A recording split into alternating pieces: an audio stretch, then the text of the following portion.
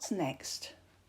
For a long time, Nana and Pops have wanted to write down some of the wonderful things that God has done for them.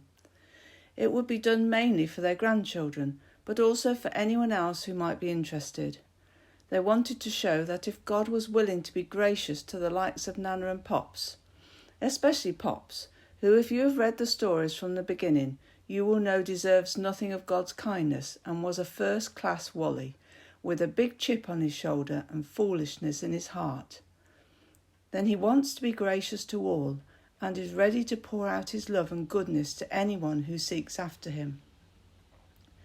A year ago this week, Pops believed that the Lord put it in his heart to write down these little stories, and every Thursday and Friday since then he has brought something to mind that Pops could write about, which is a miracle in itself. If, after reading the stories, any of you have spotted mistakes, please let Nana know. In the case of Pops' animal stories, Pops is sure penguins and their fellow animals have a mind of their own, but he doesn't profess to be able to read them. Nana has just started to record the stories, and with the help of Daniel, number 1 son, they will be going on YouTube.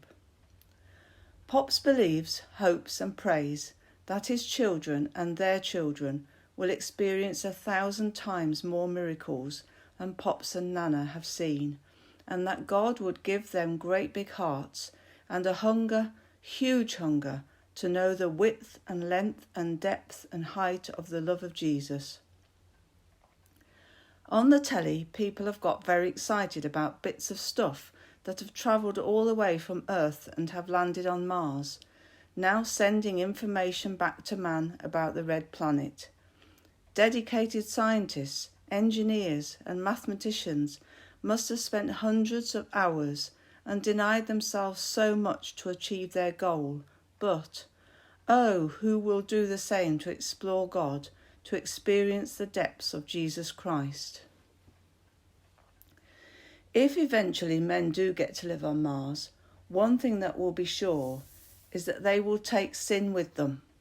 That will be inevitable, and the same problems that we have on Earth will be the same problems on Mars. But if our young people, the next generation, explore God and by the new birth live in his kingdom, then the treasures they will discover are too numerous to count. Righteousness, holiness, love, power, joy, faith and their great reward, God himself. Children, grandchildren, friends, hunger, thirst, pray harder, pray longer, pray louder, and you will see things that Pops hasn't even dreamt of. Pops knows he has been a very poor example of what a Christian ought to be, but if God was willing to do something with him, think of what he wants to do with you. There are thousands of Pops' contemporaries who have done and seen far greater things than Pops. All of them can witness to God's everlasting faithfulness.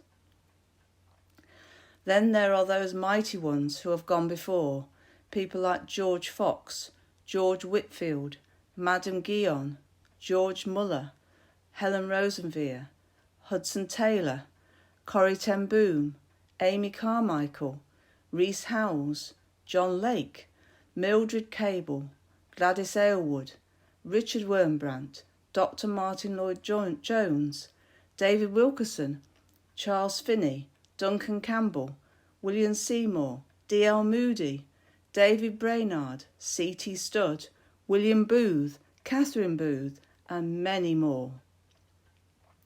You don't have to agree with everything they said, but if you walk with them, you are sure to catch some of their fire. All have been shining lights and have helped Pops in his walk with God. Get to know these pioneers for God and let their lives speak to you. Let's all keep looking unto Jesus as we hear him say, "Take up your cross and follow me." By the grace of God, we will be able to say, "Yes, Lord," with all our hearts.